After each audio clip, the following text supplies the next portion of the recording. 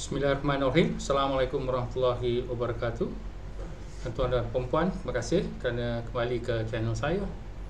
Dan pada video kali ini saya ingin memberi sedikit ulasan terhadap bagaimana kita perlu mengadakan debat yang lebih beradab. Dan debat yang beradab ini sudah tentulah tidak memecah belahkan parti ataupun memecah belahkan negara. Hanya debat yang tidak beradab, tidak berhemah, yang itulah yang boleh dikatakan akan menyebabkan perpecahan, bukan saja di peringkat parti tetapi di peringkat masyarakat dan juga negara. Tuan-tuan dan puan-puan, dalam pemilihan Timbalan Presiden PKR, kita berdepan dengan dua tokoh reformasi, iaitu YB Rafizi dan juga Nurul Izzah.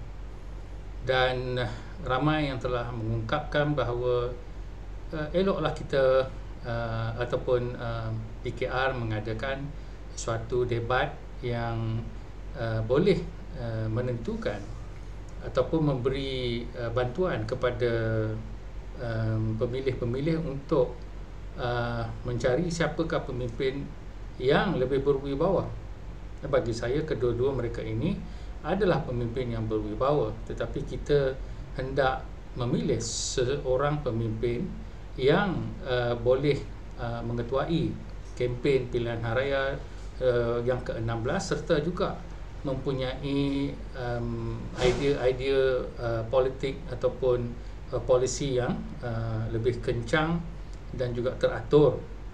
Jadi kita tidak boleh mengharapkan kepada sentimen ataupun sesuatu yang dikatakan kekeluargaan mungkin yang hanya akan memberi gambaran bahawa negara kita ni mungkin tak berubahlah atau tak berubah banyak dan tidak mendatangkan manfaat kepada semua rakyat. Jadi bagaimanakah kita hendak membuat satu debat yang lebih beradab, berstruktur dan juga berhemah. Berstruktur bermakna soalan-soalan itu akan diajukan kepada kedua-dua calon. Jadi contohnya calon A dan juga calon B. Saya mencadangkan bahawa 10 soalan diajukan di dalam satu artikel saya. 3 soalan berkenaan dengan parti, 3 soalan berkenaan dengan persediaan pilihan raya dan juga mungkin 4 soalan berkenaan dengan apa yang berlaku sekarang di dalam negara.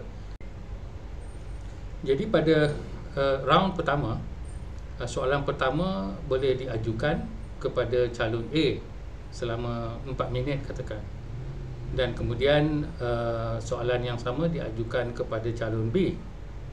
Jadi di sini calon B mempunyai apa yang kita katakan peluang untuk bukan saja memberikan pandangan beliau, tetapi juga mengkritik ataupun memberi respon atau rebuttal kepada apa yang disebutkan oleh calon A, sebab calon A yang mula dulu.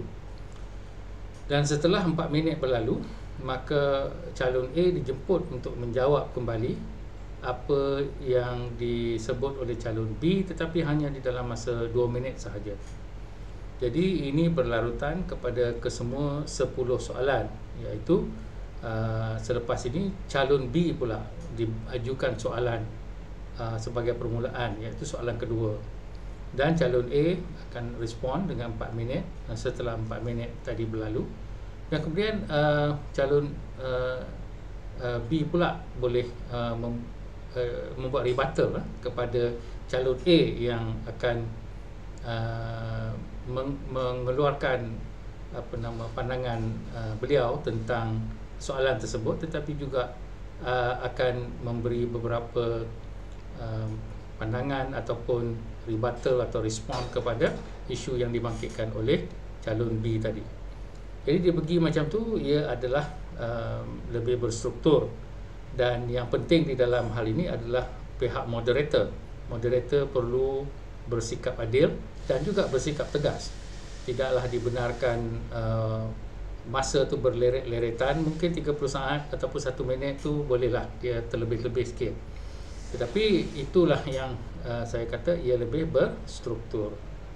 Jadi apa yang dimaksudkan dengan lebih beradab itu adalah tidaklah kita ataupun moderator boleh membenarkan atau menegur kalau sesiapa antara calon yang memberi apa yang dikatakan personal attack. Personal attack ni mungkin bagi seseorang susah nak kita jangkakan ataupun fahamkan, tetapi bolehlah kita sebenarnya kalau orang yang berpengalaman dapat mengetahui apa yang dikatakan personal attack. Kesemuanya harus dinyatakan di dalam keadaan yang lebih akademik ataupun lebih tersusun, dan inilah yang dimahukan. Yang berhemah pula, sudah tentulah kita tidak mengeluarkan apa-apa yang boleh menyakiti ataupun yang boleh membuat parti dan juga kerajaan itu di dalam keadaan yang agak sukar, dan ini boleh dinyatakan dengan cara lebih general ataupun dengan lebih umum tanpa terlalu spesifik. Jadi itulah yang dikatakan apa yang dikatakan berhemah. Jadi perdebatan tidak semestinya akan memberi satu hasilan yang negatif kepada sebuah parti. Malahan ia akan menunjukkan kematangan, ia akan menunjukkan pembaharuan, ia akan juga menunjukkan suatu keadaan yang baru. Tidaklah seperti apa yang saya sifatkan sebagai ceramah pasar malam. Ceramah pasar malam ni yang maksud saya adalah bercakap seorang-seorang, tak ada siapa nak soal, tak ada siapa nak sangkal, tak ada siapa nak respon. Dia cuma cakap seorang-seorang saja. Jadi perkara ini selalu berlaku dalam semua ceramah politik apabila datang pemilihan ataupun pilihan raya. Jadi kita patut dengan cara baru ni kita lebih profesional, berhemah dan juga beradab. Jadi itulah yang dikatakan sesuatu yang perlu kita hadapi. Akhir kata, saya mengucapkan kedua-dua calon-calon ini yang bertanding dan juga semua calon-calon bertanding dengan keadaan bahawa ia boleh mendatangkan manfaat yang baik kepada semua kita negara Malaysia, maka sebabnya ia adalah datang daripada PKR, iaitu semangat reformasi untuk memperbaharui dan memperbaiki keadaan yang telah dirosakkan selama berapa tahun, berapa dekad di bawah kelolaan ataupun urusan Barisan Nasional dan Tun Dr. Mahathir. Maka selepas itu di bawah Najib Tun Razak. Maka ia adalah suatu keadaan yang mana kita sama-sama rakyat Malaysia perlu bersama-sama dengan pemimpin. Janganlah kita terlalu menghina, kerana kalau kita menghina, siapa yang nak mengganti mereka?